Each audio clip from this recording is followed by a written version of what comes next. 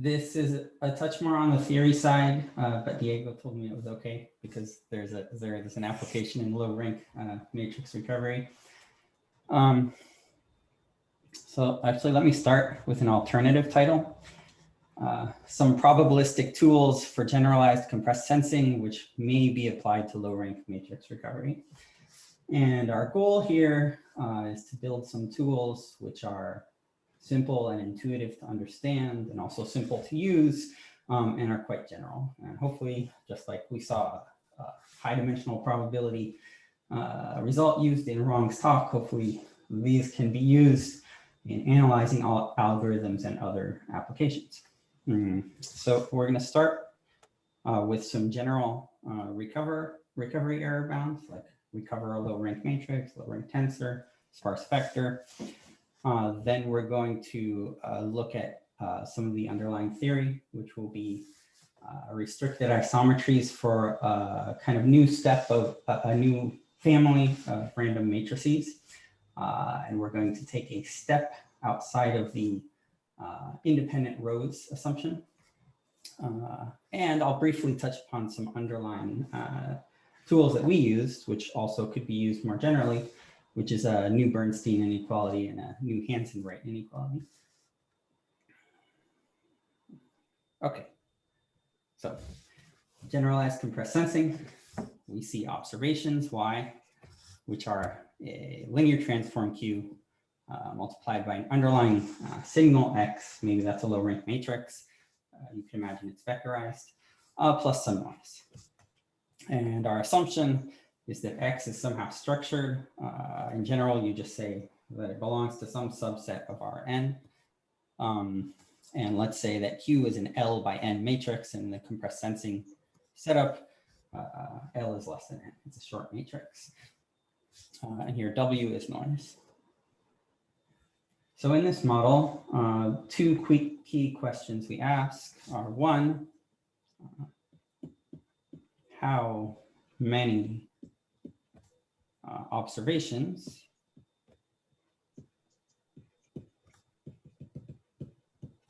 L are needed to recover X,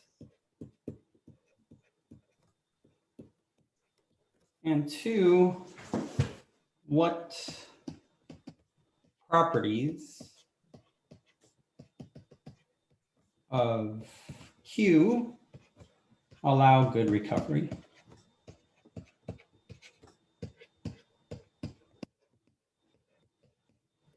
And a lot could go into that second question. It could be a combination of the properties of Q and the aspects of the underlying set T.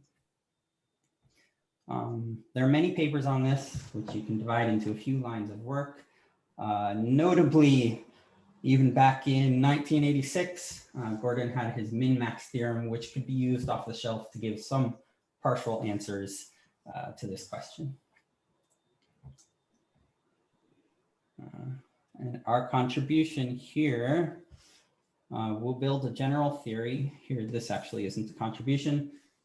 T can be an arbitrary cone that's considered in all those other papers.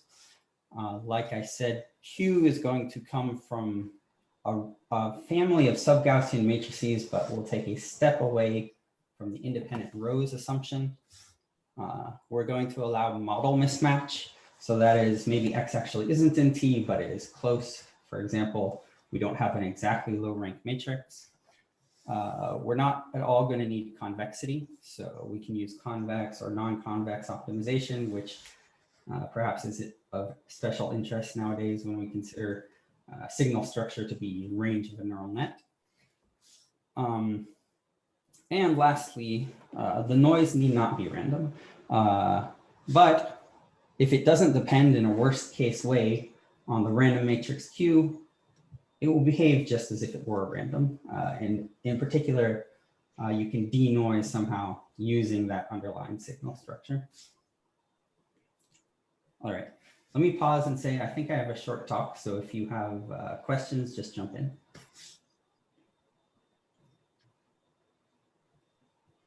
Okay, so first, we're assuming random measurements. Why should we do this? This is an old question, but let me just give some take on it. So to robustly recover X that belongs to some structure T and Rn, some set T and Rn, one thing we need to recover it in the presence of noise is, well, first of all, there cannot be any X in T that's in the null space of Q. Nothing can be mapped to 0. In fact, no difference between X and Y in T or X and X prime in T could be mapped to 0. Otherwise, you couldn't tell the difference between those 2 points. And also, Q cannot shrink the distance between X and X prime too much. Otherwise, those two would be indistinguishable amid noise. So all those things together can be captured by assuming that Q is well conditioned, restricted to T.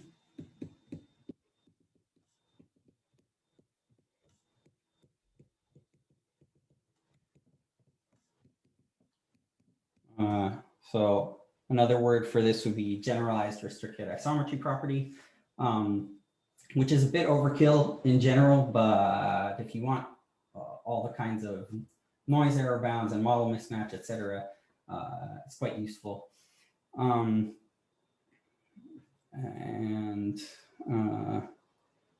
Now, if you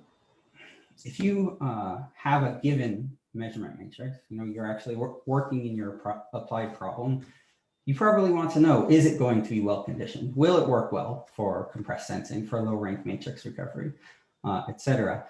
But we're a bit flummoxed by this problem, right? Testing a matrix, even for vanilla RIP, is NP hard. Well, maybe that's not by itself a death sentence, but not only is it NP hard, so we have a negative result in worst case scenario, it's even hard to test in the average case. That is, it's hard to test for most matrices. I won't give too many details of this, but let me just say, I would be very surprised if there was an efficient algorithm that, given a short wide matrix, could test for RIP in optimal parameter regimes and ever showed that RIP holds in the same setting that RIP would hold for a random matrix. So because of this, if you're in an application with your data matrix, you are probably scratching your head, like I have been in some cases, and asking yourself, can you assume my matrix is Gaussian and apply the compressed sensing theory?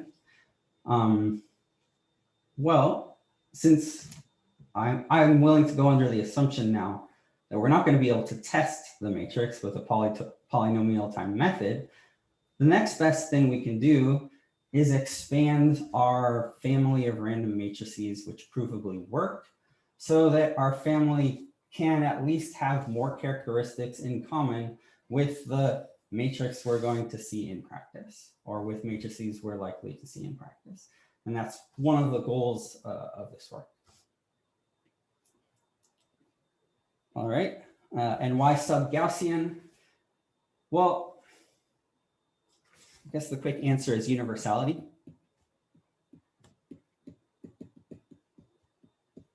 So in the early days of compressed sensing, this word universality meant that a Gaussian matrix would work well for compressed sensing of a sparse vector that was actually sparse in any orthogonal dictionary.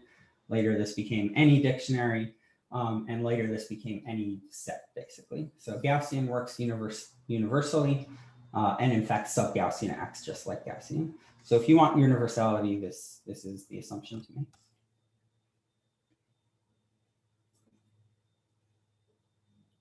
All right, any questions so far?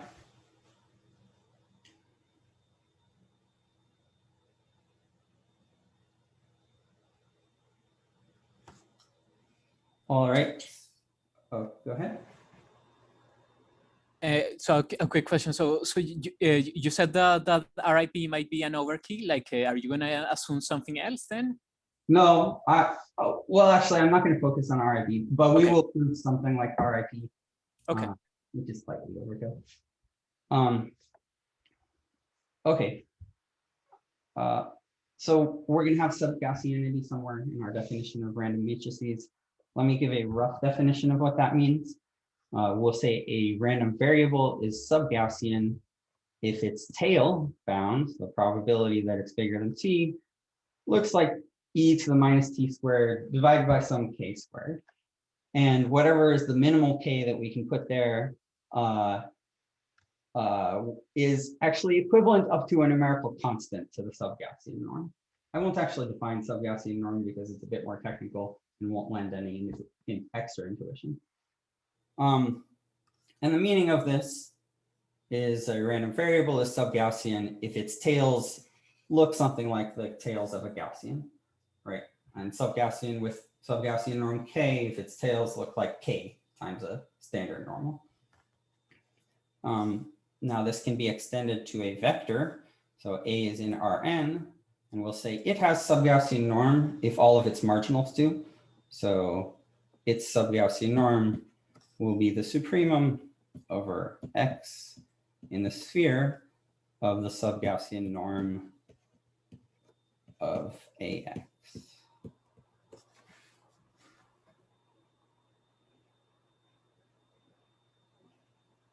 Okay, and here is our family of random measurement matrices. We assume that the measurement matrix Q is equal to a deterministic matrix times a sub-Gaussian matrix.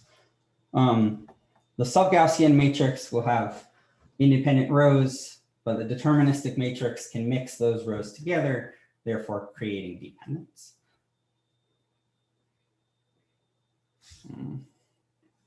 So in particular, we require mean 0. That's the expected value of a row will be 0. Isotropicity, which is the expected value of a row times its transpose, is identity, or equivalently, expected value of a inner product x for any fixed x squared is the norm of x. So in expectation, this matrix acts like an isometry. And the important one, sub-Gaussian. The psi2 norm of every row of A is bounded by some k. Okay, this is important. This is important. The other assumptions could be played with, but we'll make the results simpler to display. And our goal here is an optimal dependence on the matrix B and the sub-Gaussian norm of the matrix A. So quickly, a few examples of sub-Gaussian matrices. Certainly Gaussian. Rademacher behaves just like Gaussian. These are two very well-behaved sub-Gaussian matrices. If every entry is independent and bounded, it will still be sub-Gaussian here. Sub-Gaussian norm would be at most alpha, and these two assumptions would imply isotropicity of rows. Let me note actually a little lemma here. Here I'm saying that the entries are sub-Gaussian, but that implies the rows are sub-Gaussian. So lemma, if A1 through AN are independent, mean 0, and let's call A the vector A1 through AN, then mean 0, sorry, one more thing, with AI psi2 norm less than or equal to k, then the sub-Gaussian norm of the vector A will be less than a numerical constant times k. So it's sufficient for just the entries to be sub-Gaussian. Okay, so these top three were well behaved. Let's look at the fourth. Each row of A is uniformly chosen from a particular basis. In fact, it doesn't matter which basis, but for instance, from the canonical basis, Here I'm choosing root n. That makes it isotropic. Technically, it's not mean zero, but that's not too important. What would be the Subgaussian norm in this case? Does anyone know? I'm going to pause. Or roughly, what would it be?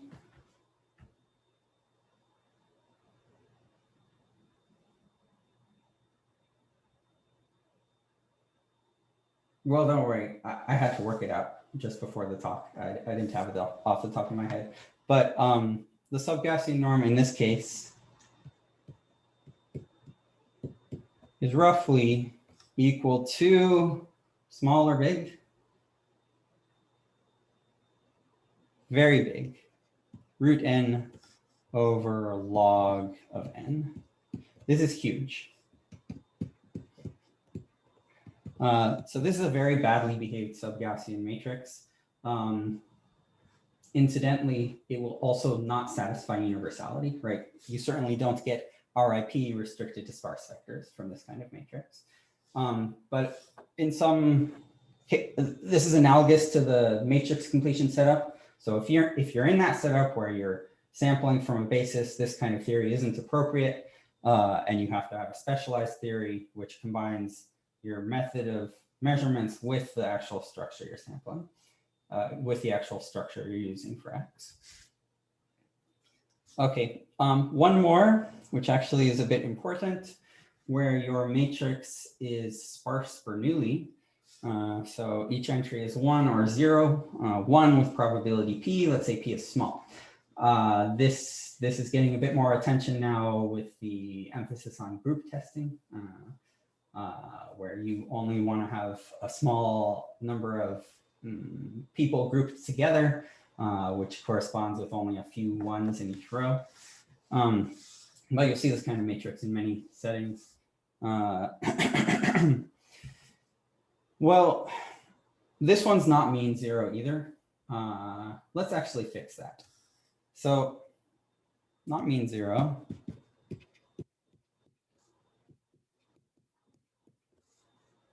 But A minus expected value of A is mean zero. Okay. An expected value of A takes a very simple form. It is A minus P times the all ones matrix. Okay. Because this first matrix does not mean zero, it essentially will never have RIP property, except for very special cases. So what are we to do? How would we actually subtract the mean in practice? Well, notice that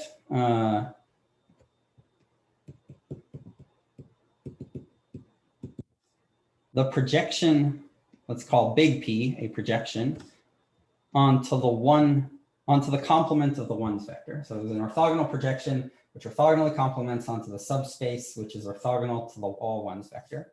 If you apply this to A, then it's equivalent to applying this to A minus P times all ones, because this projection kills the all ones matrix. So if you take your data and pass it through this projection, you may as well have assumed that you've subtracted off the mean from this matrix. This observation and similar ones have been made many times. And now you could apply our theory. But then the next question is, what is the Subgaussian norm of this matrix? Is it going to be big or small? Well, actually, there's another issue. This hasn't quite been normalized correctly.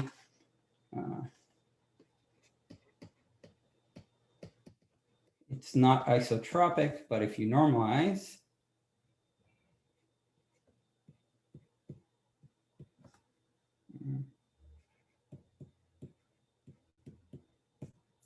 divided by root P times 1 minus P, now it satisfies all of the conditions. And what is the Subgaussian norm? Here, this is a fixed matrix, and this is a random matrix.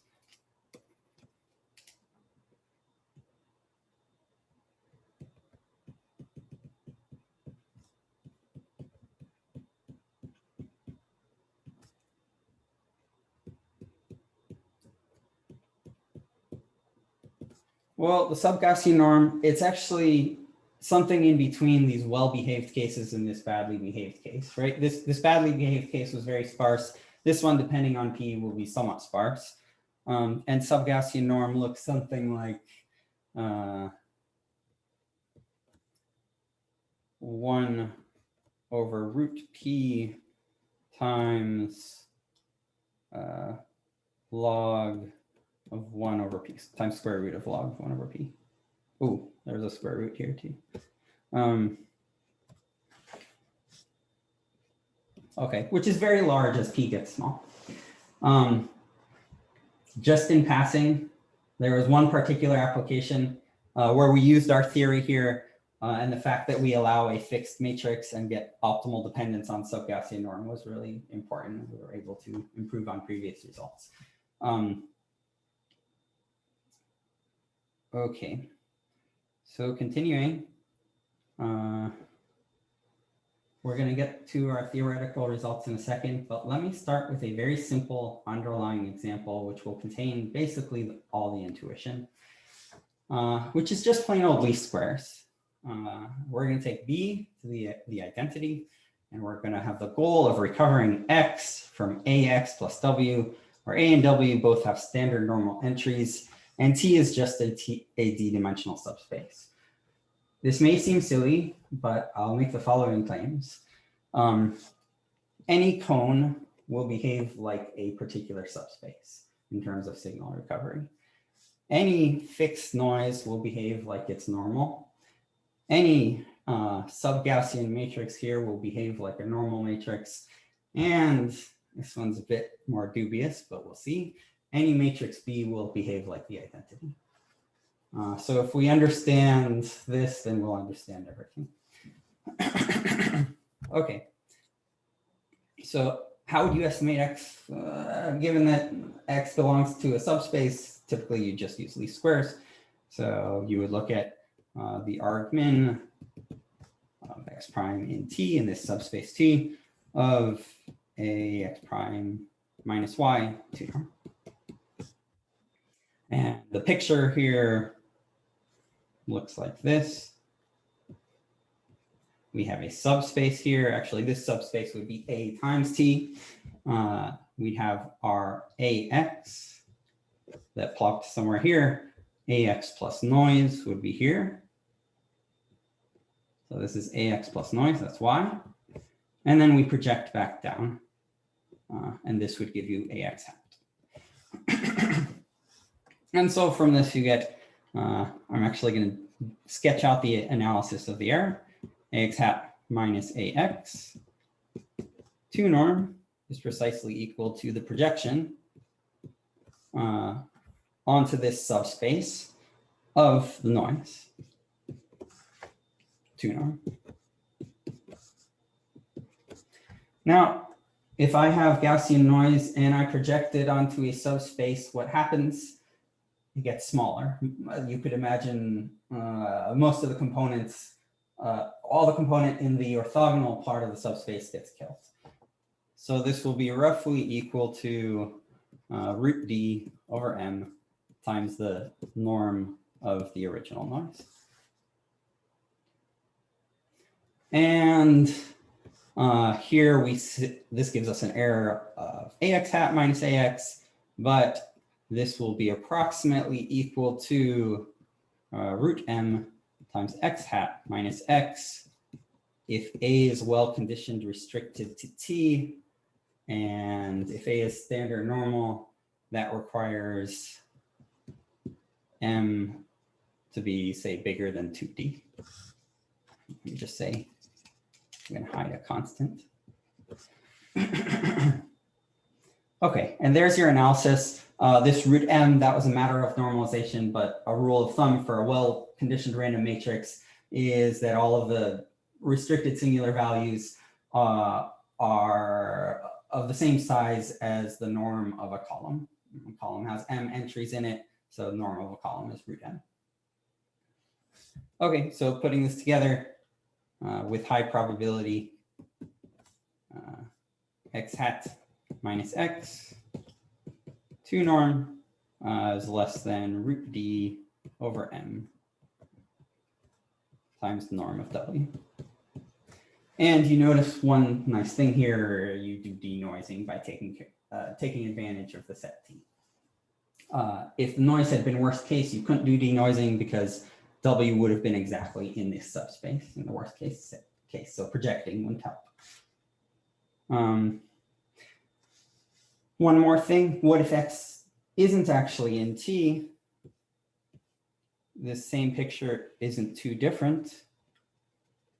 You could imagine the closest point in T, let's call that AX naught.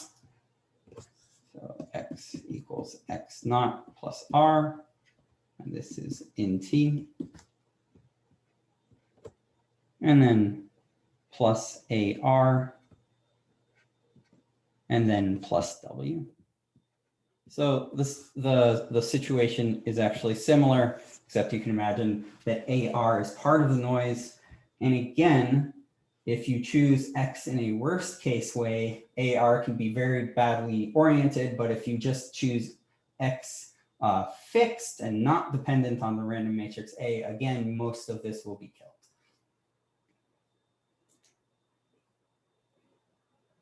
All right.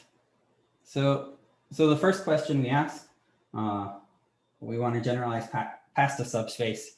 So what replaces this dimension D when T is an arbitrary cone? Cone is something that's invariant with respect to scalar multiplication. So cone looks like this. Maybe there's another little arm, for example, sparse vectors or low rank matrices. This is a standard definition, the Gaussian complexity. And that is, I won't go too much into it, but it gives a measure of the size of a set. And it's just the expected supremum of X inner product G for X in T. And we're including an absolute value here. It's very closely related to statistical dimension and Gaussian width. And those you'll see in all of these previous results.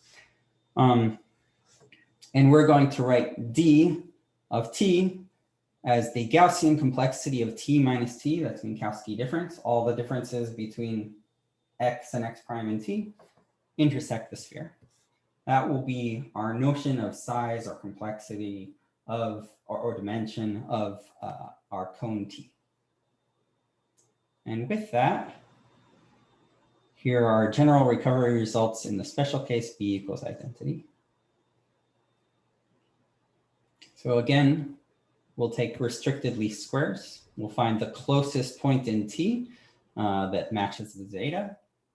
And we find it's exactly the same as in the subspace case, except before, where we had D being the dimension of the subspace, we just replace it with this new definition of D, this more general one, right? This D of T, before this was dimension of subspace, now this is defined based on Gaussian complexity. Oh, this should have been squared.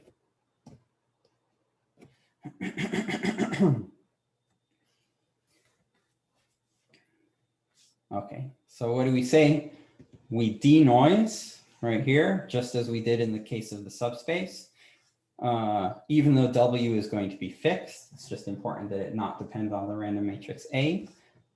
If X does not belong to the set T, then we add to the error bound the minimal distance between X and a point in T. That's what this distance is. And finally, if the Subgaussian norm of the matrix A is not constant, then here this is the dependence on Subgaussian norm. And we'll see that this improves on all previous dependences on Subgaussian norm. And in a sense, it's optimal. This was the thing that was bothering us for a while. All right. Yaniv, sorry, like just a quick question. So if T is full dimensional, is that dimension like the full space? Yes, T minus T. That's right. So, okay, good question. So a nice example, T minus T would be Rn in that case. This would be Gaussian complexity of the entire sphere. that would be expected supremum here. Supremum, when this is the sphere, would actually just be the norm of G. So it's the expected value of the norm of G. G has n entries when it's the entire space. The expected norm is about root n. So when you square this, you get n. But this is true regardless of how narrow the cone is, right? So if you have a full dimensional cone that's very, very narrow. Yes. Okay. Very good point. No.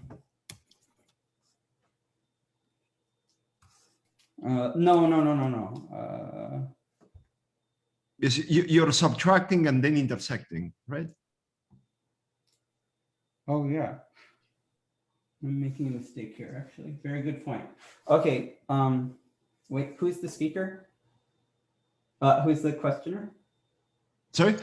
Oh, what's your name? I can't see. Oh, Pablo. I'm Pablo. Pablo Parrillo. A very nice point. I am making a mistake in presenting the result, but let me just first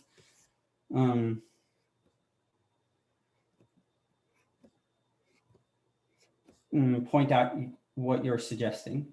If you look at a cone that's fully dimensional, which wouldn't be the case for low rank matrices and sparse vectors, but you could imagine an arbitrarily thin cone. So let me make it very thin. Yeah, just an epsilon neighborhood of array, right? Yeah. So you can make this arbitrarily thin, but when you take t minus t, it, for example, includes a point arbitrarily far away where this ball can increase and so on, and you get all of Rn. This is your point, right? Yeah. Well, this is, hold on a moment.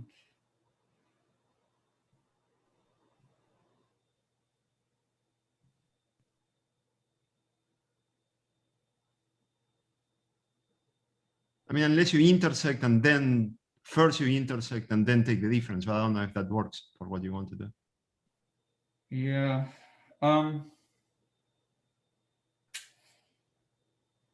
Yeah, no, you're right, actually. So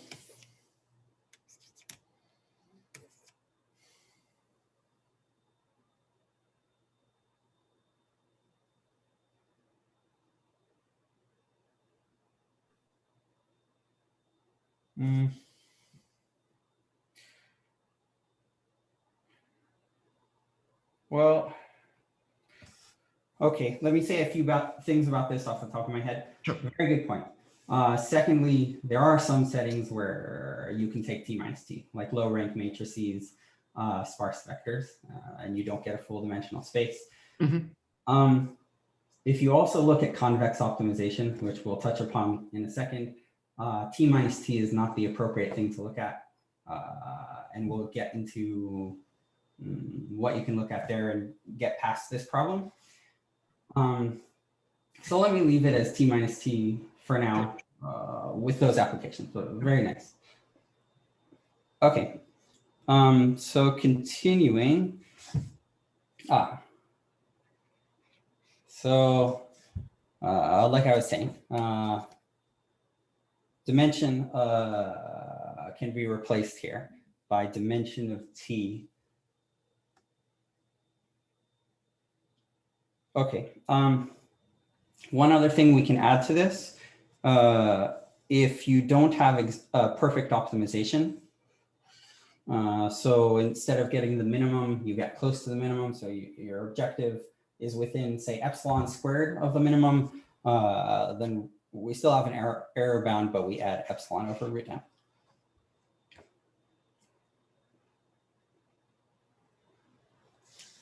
All right. What if B does not equal identity?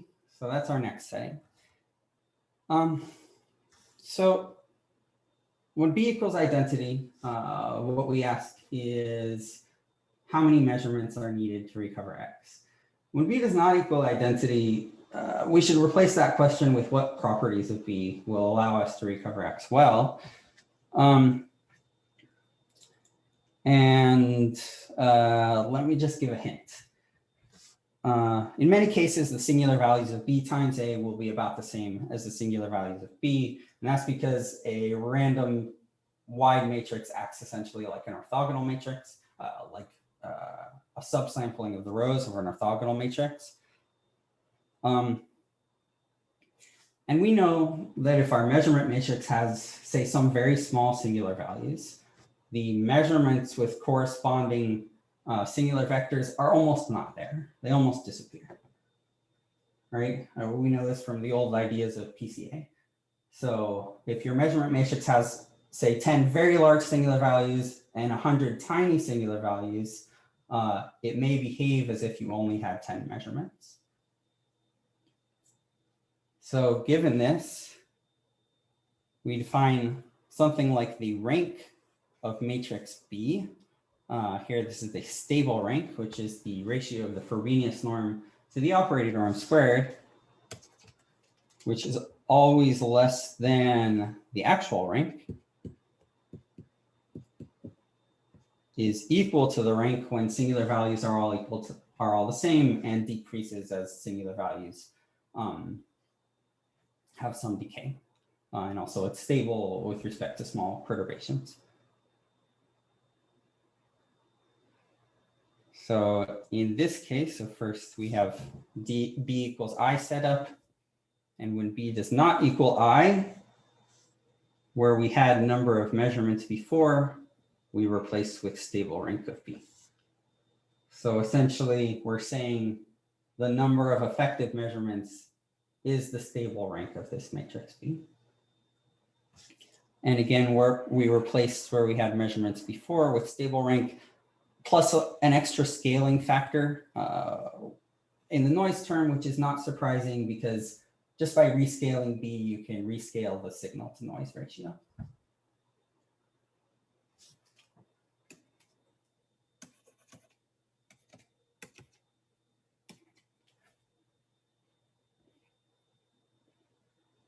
All right. So let's work this out in a special case of low rank matrices. If T is the set of n1 times n2 matrices with rank at most R, T minus T would be n1 by n2 matrices with rank less than or equal to 2R. So this is one of those good settings where we don't get all of our n. Now intersect the sphere, you might think we vectorized our matrices or we're intersecting with matrices that have Frobenius norm equal to 1.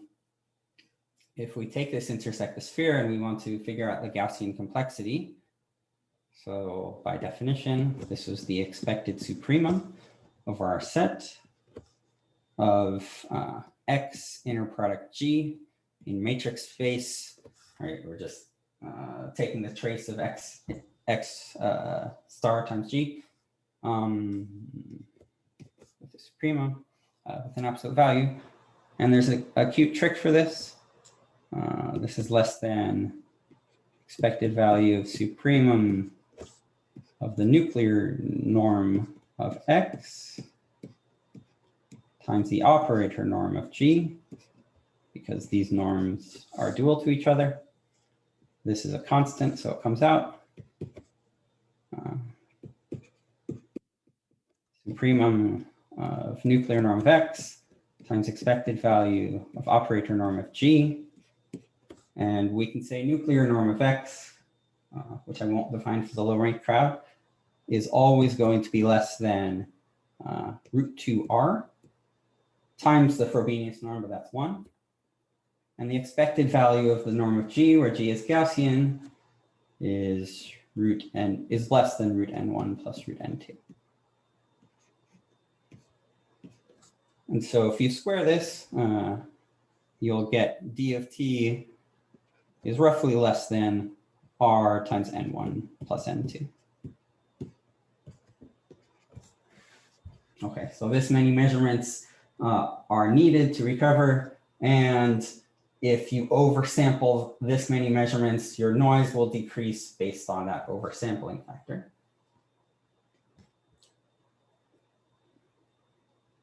All right, and now let me get to a partial answer to the question, which will also answer another question. In the low rank case, we would have been looking at the program where you minimize the squared norm over low rank matrices. That's actually NP hard. One of the big ideas of compressed sensing was convex relaxations, which is less popular now in the deep learning setup, but still, you could replace low rank with nuclear norm, or in particular, general signal structure might have a convex relaxation. So here's the picture. I will go relatively quickly. Probably people have seen this before. Convex relaxation of S-sparse vectors, L1 ball, and there's a cone underlying this, which is the tangent cone. So the tangent cone is the conified version of x minus my set. And we know that our error lies in that cone. So that's actually the cone we can use for dimension. So in this case, we wouldn't take d of t to be the Gaussian complexity of t minus t intersect the sphere, but actually the Gaussian complexity of the tangent cone.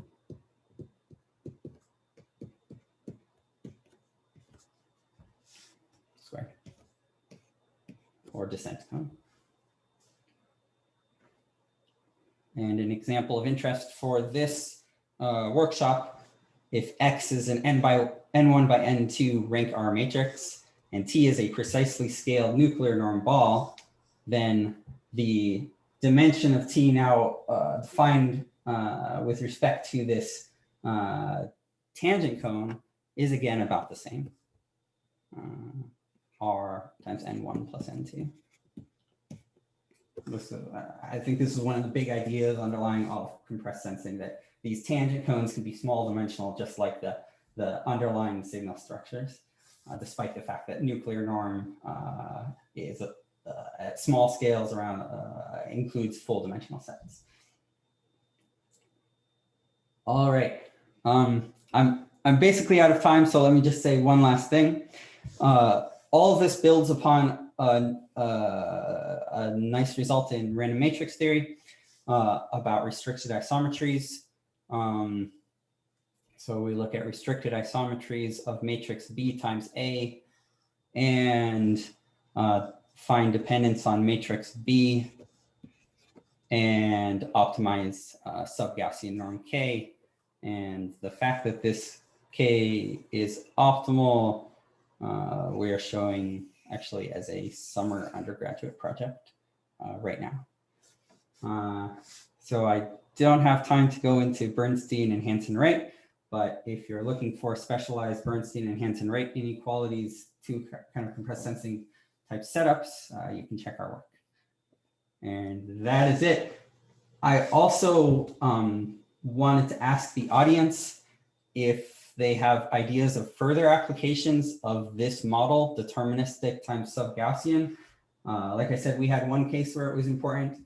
And also I think it helps broaden the class to matrices with various singular values.